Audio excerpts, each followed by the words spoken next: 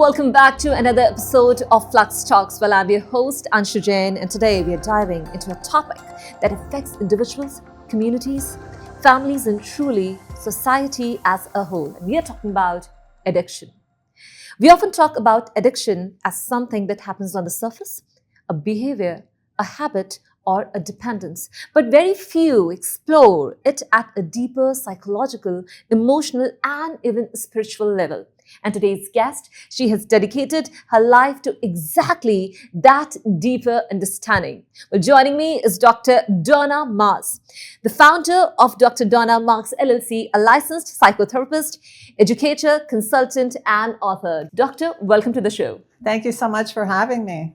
Well, you make a fairly bold statement when you say that addiction is our number one mental and physical health problem. Can you explain why? Well, it certainly is, because if you look at mental illness, anxiety, depression, and all the people that are being medicated for those conditions, and then you also look at the people who become addicted to substances and alcohol, drugs, gambling, pornography, it's affecting our health, mentally and physically.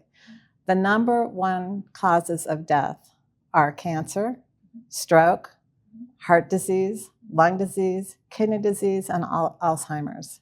And almost all of those conditions have occurred because of four things: chemicals in foods and mood-altering substances, including prescription drugs, which, by the way, is a huge problem that people have become addicted to those things. And then we have nicotine, and we have bad fats in the foods.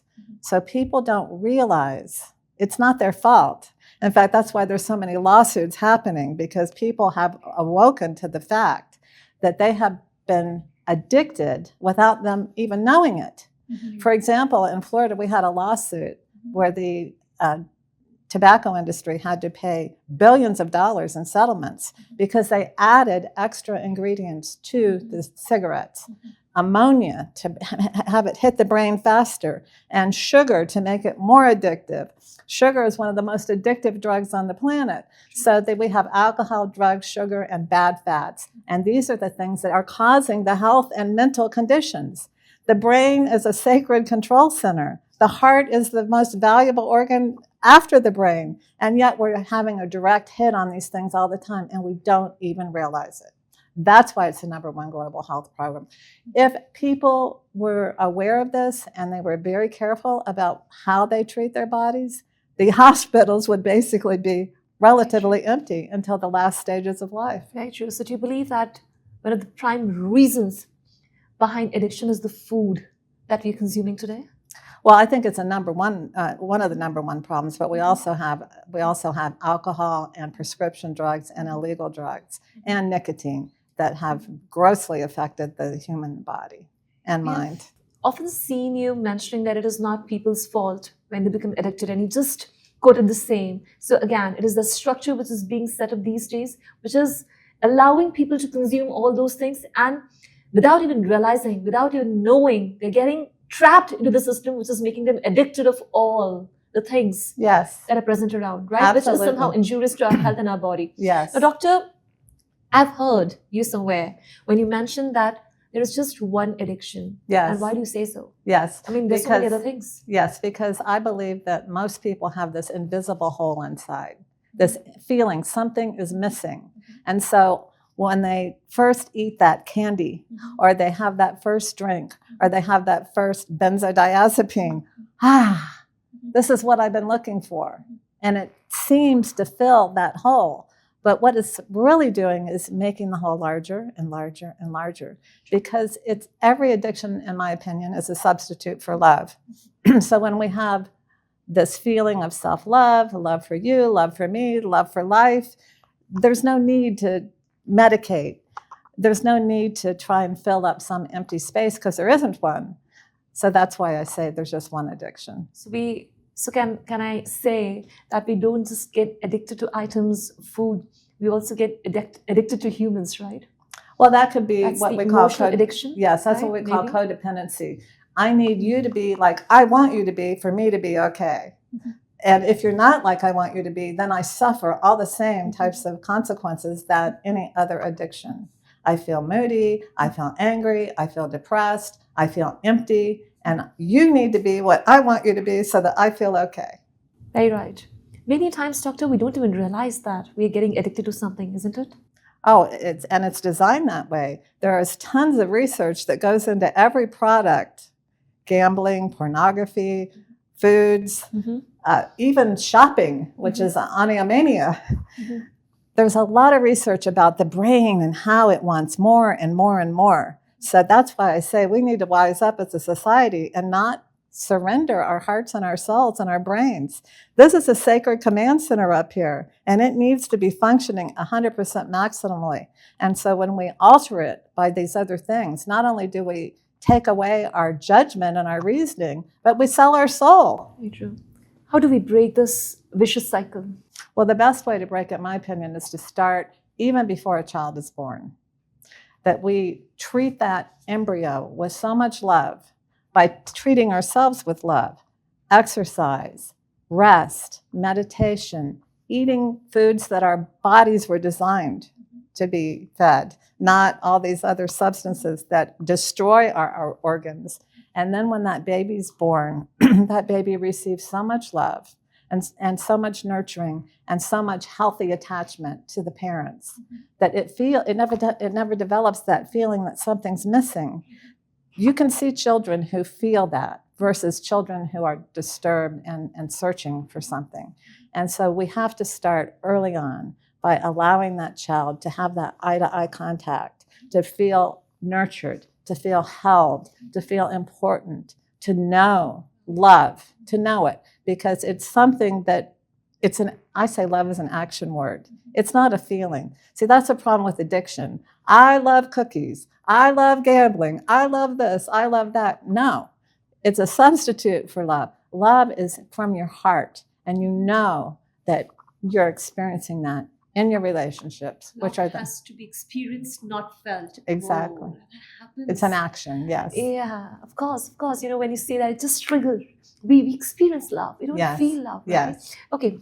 Well, for example, you have a baby. You don't yell in the other room at 2:00 in the morning, I love you. I love you so much. I feel so much love for you. Well, of course you do. Yes. But you have to do the action, and you have to give that child the attention, the nurturing, the warmth, the comfort, the right foods, and the right education, how valuable they are.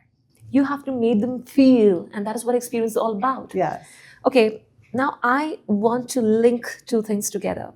When you say that when you offer that much of love, you know, that much of safety, security to child, right from the time when they are born, or even, you know, they're not even born, do you believe that is going to remove all other sorts of dependency or addiction or anything around in the later stages of their life? Well, we know that there is a genetic component, that if you have a family history of addiction, you are at a higher risk. But there's no gene that says you have to take that first drink, you have to smoke a cigarette, you have to do any of these addictive things. Those are learned behaviors. So if we learn early on how valuable we are, and that child knows how their body works and how their mind works, and they're taught to love themselves, and that the choice between doing the thing that will be good for them versus the thing that will give them a temporary feeling. Do they want a permanent feeling of love, or do they want that temporary feeling? That is the solution, and we can eliminate most addiction by coming from that place. I think we're doing everything backwards. Right now we're treating addiction with addiction. Oh, you're depressed, here's a pill. Okay, well, try getting off of that pill after you've been on it for a few years. It's worse than heroin withdrawal. You feel anxious, here's another pill for that. And so these are not solutions. It's all backwards. The solution is never forming the addiction and the mindset to begin with. Because people often confuse addiction with medication, right? They find it, they see it as a solution, the instant solution to any issue that we carry. Yes. Doctor, okay. And same thing with physical health. Yes. Here's your pills. Yeah. But wait, why are your lungs not working right? Why is your heart not working right? Why is your brain not working right? Yes. And it's almost always because of lifestyle. So I understand that a lot of things can be changed right from the beginning, when the child is at a growing stage. But how about the people who are already adults and they have gotten into a vicious cycle? How can they help and protect themselves without using any medication? So I'm not anti-medication. Sometimes medication is necessary short term. So I want to clarify that. It does have its place. Okay. If someone is in a really bad state, highly anxious, very depressed, and if they have a severe mental illness like schizophrenia and a few others, even those few others like bipolar disorder are being treated or holistically now. However, if they need medication temporarily, that's fine. Okay. But what I teach people in my practice, what I had to learn in my own recovery, because I was raised with mental illness and alcoholism, and then I became all that myself. And so I've spent my life dedicated to the research. But I had to learn how to treat myself the right way, as if I were born again from birth to now. And I had to learn how to exercise. I learned how to eat healthy. I learned how to have loving people in my life. And those are basically the keys. And when we do that, our brains work properly, our bodies work properly, and then we become what we're here to become. We become the persons we were here to be. And that's what every child needs to know. They have a mission and purpose, and they are so valuable. But if we didn't get that message, we must give that to ourselves. It's not out there. It's in here. And it's a spiritual process. And by spiritual, I mean you learn about love and how to love yourself and how to love others. How beautifully put. Thank but I've you. got another question here. Well, is it true that if you start on medication once, it's tough to break the cycle? Most medications are tough to get off of, yes. Now, we're talking about mental health medications, yes. They say these antidepressants are harmless. There's a couple of them that are, like trazodone and Buspar. And I'm not a medical doctor, so I tread lightly here. But I have worked with so many people who've said, I want to come off this antidepressant. And they try to come off of it. They can't sleep. You can just look it up on the internet. Don't take my word for it. They can't sleep. They can't eat. They're agitated. They're having nightmares. They're having cold sweats. They're going through all the same withdrawal symptoms because their body has become and their brain has become physically addicted. They may not be getting high off of these drugs, but they have become physically addicted. And then you do have the mood-altering drugs that are extremely addictive for all the same reasons that any other brain mood-altering substance or experience would cause. But can the lifestyle change help us get rid of them? I mean, of course, we understand that whenever there's a necessity, we have to get into the medication. There's no other option. Right. But after a point in time, if we are in an environment that is very much supportive, that is in sync with our energy, can we break that cycle and get back to the normal life? Do you think that definitely. Yes. And it's not that hard. What's so hard is that people keep going back and forth rather than moving forward one step at a time. And there are resources available. There are 12-step meetings. There's therapists who specialize. There's coaches that specialize. There's tons of resources available that make it much easier. But you can't do it alone. You have got to get involved, and then you have to give it back. Very true, very true. Because caring for the carers is equally important. Yes. People often fail to understand it is Yes. not an easy process to care for somebody, and it drains your energy at the same time. Yes. Again, doctor, which is the model that you believe is the best fit to treat addiction? Well, as I talk about in my book, Exit the Maze, One Addiction, One Cause, One Solution, I really believe that the freest resources are the best. However, as a therapist, and I have a concierge practice, which people hire me for 1 month at a time, and it is expensive. It's not free.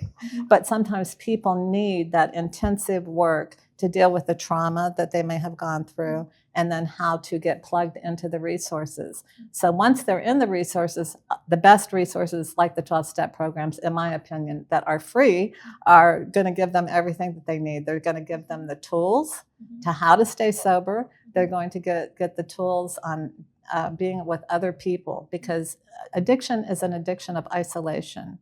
Eventually, it pulls you further and further and further and further away from your purpose, from your career, from your loved ones, and you're in this empty. You're living in that invisible hole. Right? It has swallowed you whole, I'd say.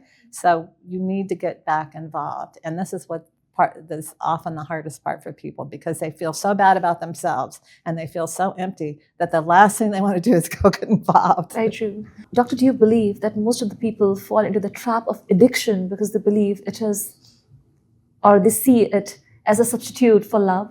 I don't think they consciously see it. I think what they see is that when I smoke that cigarette, when I have that chocolate pie, when I drink that drink, this feeling that feels like love, it feels like love, overcomes them, and then they want more and more and more, and there's no end. And the ultimate ending is insanity or death, unfortunately. Very true. And then what the whole global system is integrated in that the family suffers, as you said earlier, the community suffers. It's expensive. The healthcare system suffers, and the whole world is suffering. Half of the population of the world has some form of addiction. That means every human being is either directly affected through their own or a family or loved one's addiction. This is really our problem. And even during COVID, when they said, oh my gosh, people that were healthy didn't have to worry so much. Very few healthy people died of COVID. Very, very few. They had heart disease, they had diabetes, they had all these things that are not always, but mostly caused by alcohol, sugar, nicotine, drugs, trans fat. The very right, you've been maintaining a healthy lifestyle, it did not even touch you. Even if you were surrounded by those who were impacted, even if it caused you any harm or impact, it was very limited. As you rightly mentioned, so lifestyle is going to play a very important role. The way a child is being brought up, that is going to play a very important role. Love. The kind of people that you are surrounded with, it plays a very important role. Your environment, your surrounding. So everything and anything is linked to that one word, that is love. You know, that fear of missing something. Yes. And that's when you look for pleasure outside, wherein it makes us realize that, yes, this is something that is satisfying us. Yes. You know, this is something gratifying. Yes. So all you need to do is to spread more and more and more love all around. So just like Fluxx is doing. Of course. I was in that room last night, and I was so touched by, I was looking around the room and the people that I was sharing with, and I'm like, this is the way we're supposed to be. This is the way God wants us to be. There's not black and this and that. And it was, we're children, and we're all doing what we're here to do. It was the most beautiful. That was the award for me. That was an incredible, I mean, I have goosebumps just thinking about it. Thank you. You know, we truly believe in that synergy, that momentum, that energy, bringing people together, because we never say that Fluxx is an institute, an organization. It is the Fluxx family that believes in further expanding the families and taking it to new heights. Yes. Thank you, Doctor. Such an incredible experience talking to you. I'm pretty sure this podcast cannot just finish in one session. It requires many more sessions with you to create that awareness on a global scale. Thank you so much. And we'll try to spread as much as love, you know, all around, not just to the people you know, you're connected with, but anyone and everyone that you comes across, because there is no substitute to love, but then there is substitute to everything else in the world. Thank you so much for joining us on this beautiful conversation. Can't wait to see you all again for the upcoming session. And if you like this conversation and are waiting for many more, all you need to do is to connect with us on our social media handles, Instagram, Facebook, and LinkedIn, Fluxx Talks. And don't forget to subscribe to our YouTube channel, Fluxx Talks. See you soon. Thank you.